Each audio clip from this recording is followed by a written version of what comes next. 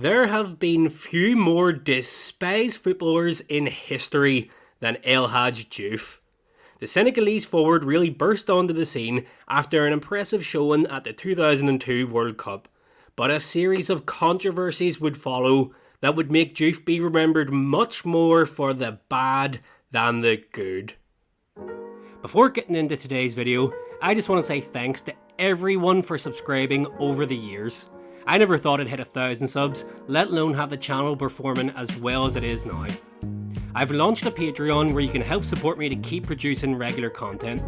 There will be exclusive content posted for Patreon members, and I'll have full, unedited videos also available to members, as YouTube copyright claims mean some of the existing channel videos have had to be sliced and edited at times. Thanks so much to anybody kind enough to sign up, and of course, I'll still be posting regular videos on this channel. Hadji Diouf moved to France as a teenager to sign for Sochaux in 1998, before spells at Rennes and Lyon.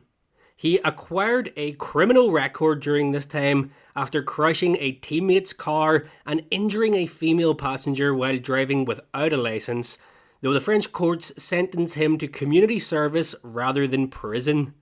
On the pitch, however, things were going great, particularly at Lyon.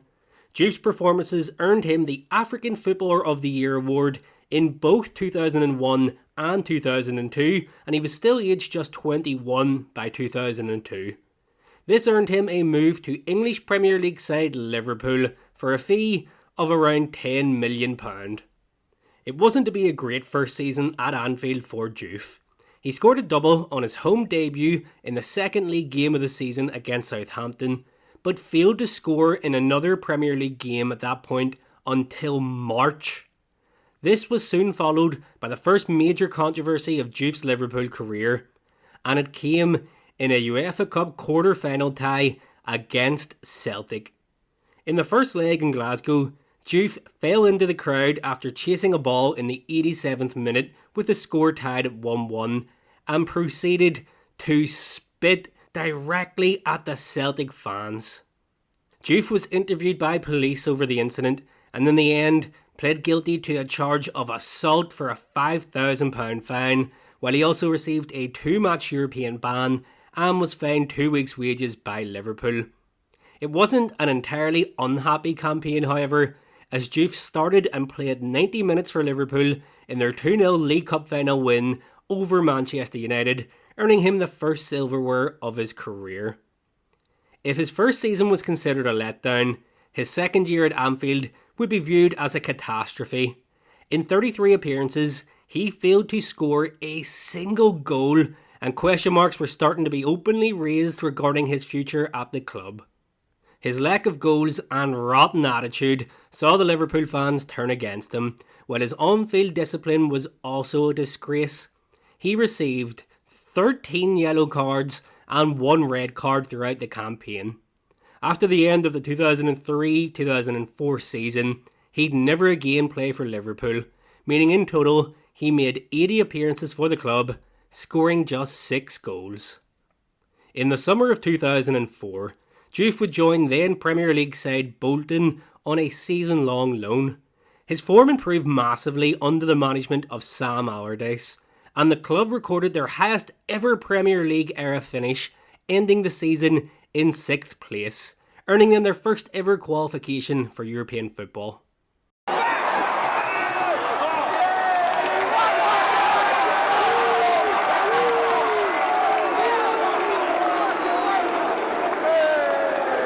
Diouf thrived with the likes of JJ Okocha, Gary Speed, Ivan Campo and Fernando Hierro around him, scoring 9 goals in 27 league appearances.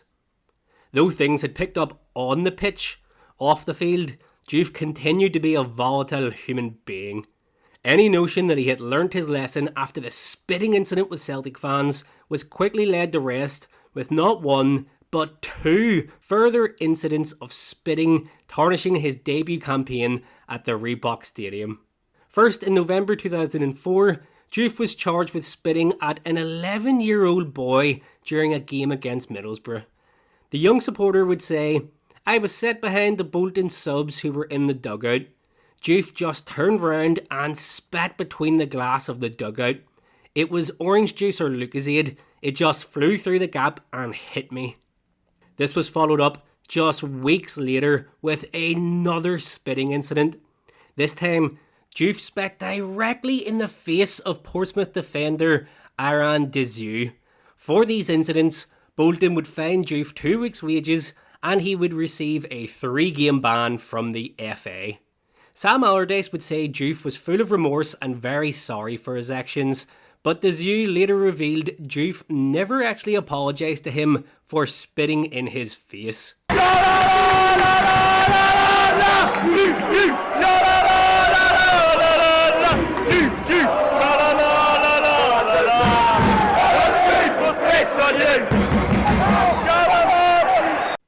Bolton determined Diouf needed help with his anger issues. However, Big Sam confirmed they handled it themselves rather than seeking outside help, stating, "We will deal with his problem in the long term. He will get help from our in-house team. We have all the necessary expertise to deal with his problem internally rather than outsourcing professional counselling."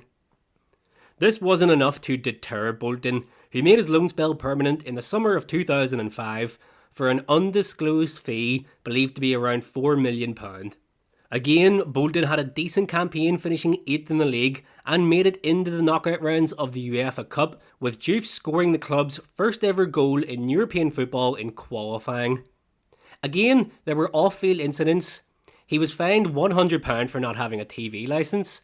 In a 2006 league game against Newcastle, Diouf would be booked for diving, then had to be dragged down the tunnel when substituted off in the 87th minute following an altercation with the Newcastle bench. Much more seriously, in 2006, Diouf was arrested over allegations that he assaulted his wife in their home when his wife Valerie called the police after suffering a cut lip. He did not face assault charges for the incident. Around this same time, Diouf was given a 12-month driving ban after being found guilty of drunk driving. In total, during a 4-year spell at Bolton, Diouf made 136 appearances, scoring 24 goals, and left the club in 2008. At that point, the Roy Keane-managed Sunderland spent just over £2 million to bring Diouf to the Stadium of Light, with Keane describing Diouf as the kind of player opposition teams and supporters hate. That's why we're delighted to now have him in our squad. Diouf spent just 6 months at Sunderland, making 16 appearances and failing to score a single goal. In the January 2009 transfer window, he moved to Blackburn Rovers in a £2 million move, reuniting with his old Bolton boss Sam Allardyce, who believed he could once again get the best out of the player. In a September 2009 league match against Everton, Diouf once again made negative headlines, this time following an incident with a ball boy. Merseyside police were asked to investigate after the 14-year-old ball boy reported Diouf telling him to "f*** off, white boy" during the game. Diouf attempted to defend his actions by claiming Everton fans had been chanting racist abuse at him and even throwing bananas at him, though police quickly confirmed they found no evidence to support this. No police action was taken in the end, and Everton demanded an apology from Diouf. However, no apology was ever received. During 3 years at Ewood Park, Diouf managed just 4 goals in 62 appearances. His time at the club came to an end shortly after an incident against QPR in an FA Cup tie. Diouf taunted and screamed at QPR player Jamie Mackey as the forward lay on the ground, writhing in agony after suffering a broken leg. Manager Neil Warnock subsequently referred to Diouf as lower than a sewer rat due to his behaviour. Then, in January 2011, Diouf would make one of the most controversial transfers of his career when he joined Rangers on loan until the end of the season. Well, it's not my choice whether he arrives here or not, Ray, and I think it's a necessary evil for Walter Smith, if you want to call it that, because he's lost Kenny Miller. They haven't got much money to bring anybody in. He even said in his press conference, I was looking around and he became available. But I do think we see players that have came to Scotland, come up here to Scotland. Last year, Robbie Keane on loan, it was a big name signing. When you see El Hadji Diouf coming here, he's the last player I think we want to be seeing here in the SPL. And I'm sorry to say that, but this guy has had too many misdemeanours over the years. I mean, spitting at fans, spitting at a Celtic fan fine in 2003, 2004, spitting at an 11-year-old fan. Now, it don't matter if you're an 11-year-old or a grown-up person, but spitting at a youngster, a young Borough fan fine.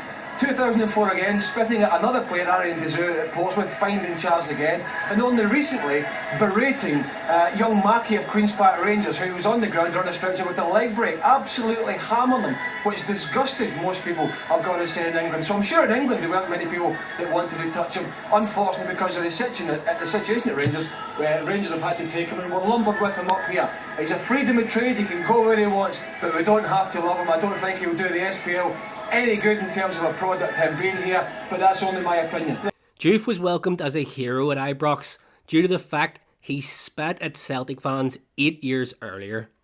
His time in Scotland was filled with controversy at a time when Celtic and Rangers were locked in an intense title battle. It was a February Scottish Cup tie at Ibrox that saw the first incident unfold. During the game, Diouf had been trying to rile up Celtic players, asking Celtic captain Scott Brown how much money he had in the bank compared to Diouf.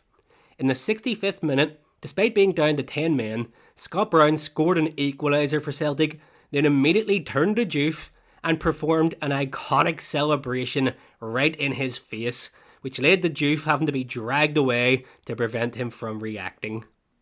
With the match ending in a draw, there was a replay held at Celtic Park the following month. Celtic won 1-0 on a stormy night in Glasgow for a match that the media would attempt to dub the shame game. At one point during the game, Diouf stormed over to mouth off to the Celtic bench, causing a furious reaction from manager Neil Lennon. This would prove to be the cause of the post-match controversy, as Lennon tried to give a friendly embrace to Rangers assistant manager Ali McCoist, who told Lennon, "Don't talk to my players."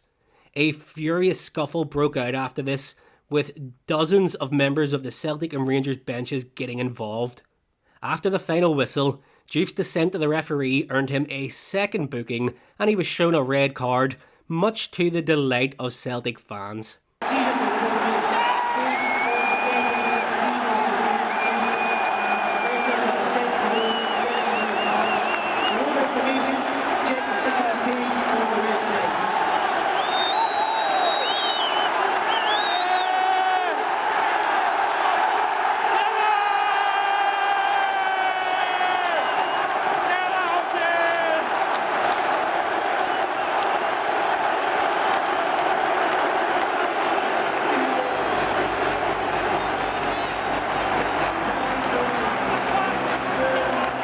However, Diouf insisted on marching over to the visiting support to throw his jersey into the crowd, proud of his attacking performance on a night that saw Rangers fail to land a single shot on target until the 90th minute, and that wasn't from Diouf. Hey,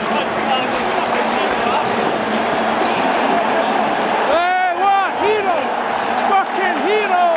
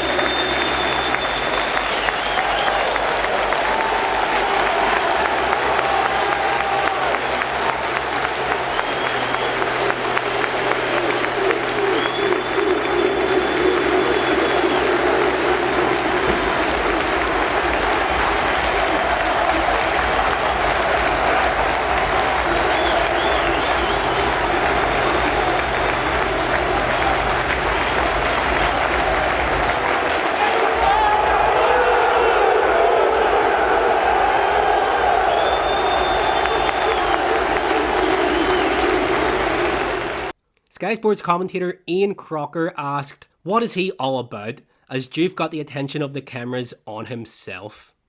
The SNP hilariously overreacted massively in the aftermath of this game, calling an emergency summit and threatening to play future derby games behind closed doors. Well, despite the controversy, Diouf did have a happy ending at Rangers.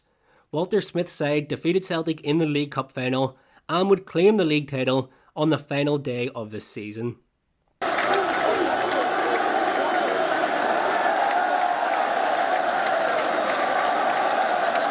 Diouf's attitude and behaviour meant he fitted in well at Ibrox, and it was probably the most popular he ever was as a player. However, in 22 appearances, he managed just 2 goals, and despite the fact he was desperate to stay on at the end of his loan spell, the club chose not to sign the Senegalese forward permanently. At this point, now into his 30s, Diouf's reputation was beginning to impede on his career as much as his lack of consistency on the park. Sam Allardyce wanted to bring him to West Ham, but essentially admitted fan demands not to sign Diouf played a key role in making the final decision not to offer him a contract following a trial. Instead, Diouf would sign a short-term contract with Championship side Doncaster Rovers, where he impressed enough to earn a move to Leeds the following year. It's on a smacking one!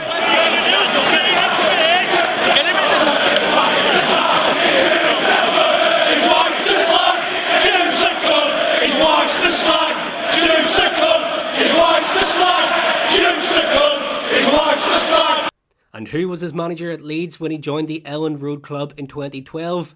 None other than Neil Warnock, the same man who described Diouf as lower than a sewer rat just a year and a half earlier.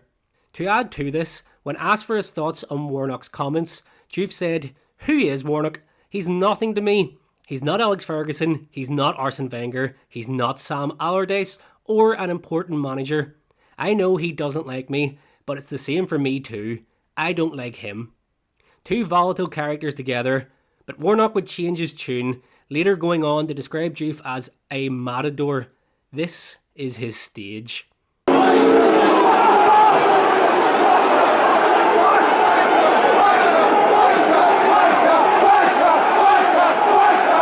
In 2013, Diouf received a red card while playing for Leeds against Brighton after making offensive gestures to the Brighton fans. So even as his career was coming to an end, Diouf was showing he still hadn't matured or learnt any lessons. 7th for the season in total, that one for the penalty spot. After a brief spell in Malaysia in 2015, Diouf retired from professional football, aged 34. I normally finish these videos with a reflective look back on the player's career and try to give them some credit for their achievements and memories, but with Hadji Diouf, he did nothing but repeatedly prove what a complete scumbag he was.